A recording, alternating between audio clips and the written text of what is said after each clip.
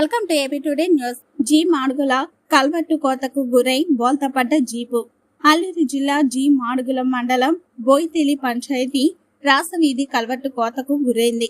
దీంతో కిల్లంకోట పంచాయతీ కోడి మామిడి గ్రామానికి జియో టవర్ మెటీరియల్ తీసుకెళ్తున్న జీపు బోల్తపడింది. దీంతో జీపు కింద పడకుండా సమీపంలో ఉన్న వంతెనకు ఇరువైపుల తాళ్లతో సపోర్ట్ గా కట్టినట్లు బాధితులు తెలిపారు. కల్వర్ట్ లేక ఇటువంటి సంఘటనలు జరుగుతున్నాయని స్థానికులు తెలిపారు. అధికారులు స్పందించి త్వరగతిన కల్వర్టు నిర్మించి ఇవ్వాలని డిమాండ్ చేస్తున్నారు.